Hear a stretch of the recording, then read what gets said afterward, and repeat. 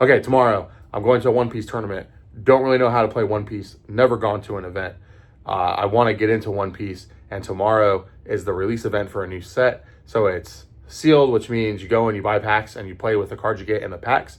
So those are the perfect opportunities to start a new card game, no matter what kind of game you want to get into. That's how I like to jump in. Don't like I don't like deck building. You know, I love playing. If you know that the Trinity on the Spike, I used to play Magic professionally. I used to make more money playing Magic than I did at my day job back when Magic was still good and before Hasbro destroyed it. Don't want to get into that. But I love card games. It's been a big void in my life. Always look forward to teaching my kids how to play Magic, and now I won't even bother to do that. But I'm hoping I'm hoping One Piece can fill that void for me. So I'm going to show you how I'm preparing for it. And then tomorrow after the event, hopefully I can go from being a zero, not knowing anything or knowing very little about it, to hopefully my goal tomorrow is to win a match. My real goal is to win the whole thing because that's just how I am with card games. But I'm going to be realistic. If I get one win, I'll be happy. So I talked about this before. I ordered this Learn Together deck set, and these are the only One Piece cards I have. I pulled the leader cards out of these decks because apparently sometimes you can bring your own leader. And I don't know. I just want to be prepared. So I threw those in this 20-year-old binder. I'll bring this. And then the way One Piece works, these are kind of like your lands, if you're familiar with Magic at all. So I sleeved up 10 of those. I don't even have any other sleeves. I'm going to have to buy another deck box because this one is like literally about to fall apart. It's over 20 years old. Not even going to bring these to the event. I'm going to close this back up. I'll figure it out. I love Zoro, so I'm probably going to play Zoro. Or actually, I think I'll probably play Mihawk. But now on to actually preparing for it. Step one, going to a new venue. I've only been there a couple times in the past. Like it's a little bit farther away from me than it's comfortable, but it's only a pre-release event I could actually attend this week.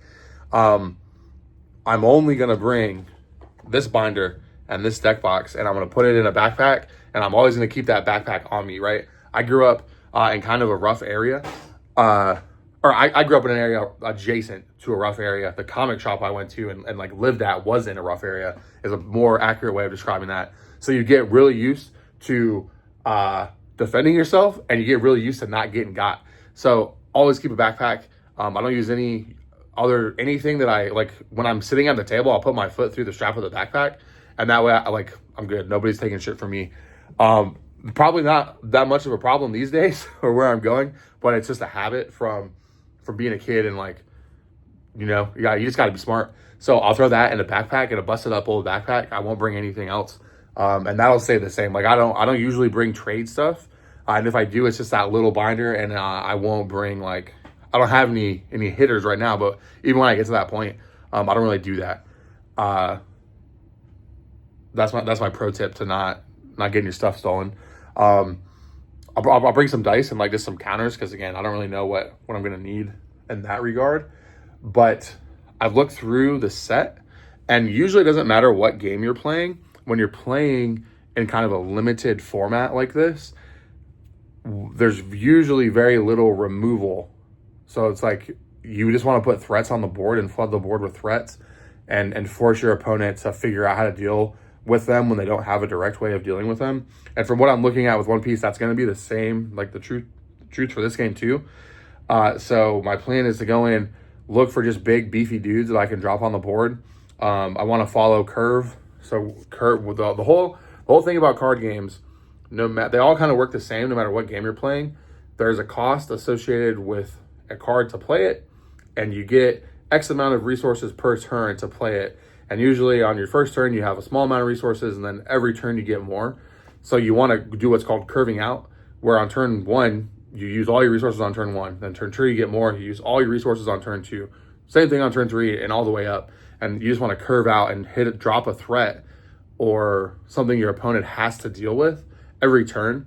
And if you're playing like a control or something, then obviously you don't play anything. You're sitting back with answers to the things your opponent's doing.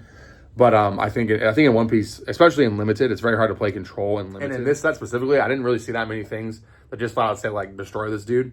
So you're gonna have to do it in combat, which means you just need a ton of threats. So I want a bunch of big beefy dudes.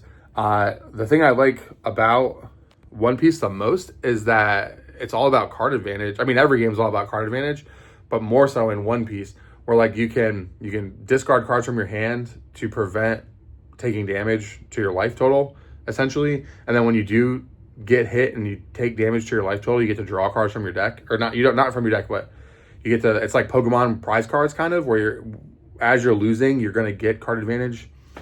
So it's very cool. So I'm looking for big beefy dudes. I'm looking for the cards that I can discard from my hand to increase my dude's power, so they don't get either killed or I don't lose life. And then other than that, I'm just looking for cool abilities. But those are the two main things in my head. If I get some blockers, if I get some counters, and if I get some big beefy dudes that I can just drop on the board on curve, that's usually the trick to winning in like sealed or limited events. You want a bunch of big boring dudes who don't have any abilities, but who are very strong, and you just keep dropping them every turn. You drop more and more every turn, and that's how you win. It's not very glamorous, but it was like that in Magic. It was like that in Lorcana. I'm assuming it's going to be like that in One Piece. There's a ton of guides out there for One Piece specifically. I didn't read any of those. I just was looking at the sets and like pretty much the same when it comes to combat. So yeah, this is a short one because this was a pretty crazy couple of days. But we're good now. We're through it. You know, it was just like a false alarm on some stuff. Son is super sick. Luckily, it's not anything. It's not going to be anything major. Yesterday we didn't know if that was going to be the case, but it is. So it's good. We're in a much better spot today. But Crucible Guard's getting painted. I'm keeping the hobby streak alive, keeping the video streak alive. Just trying to get back into a normal headspace now. So thanks for being here. I'll see you tomorrow when we'll definitely be back to normal. It'll be like a real I did finish the Going Merry set, and this was the most fun I've ever had doing Legos. And I mean, I did a ton of Legos as a kid. I do a ton of Legos with my kids now, and this was the most fun set I've put together. Like it was so fun to put together. I was a little bit sad when I finished it. So definitely do recommend. And now I need to clean my desk off again.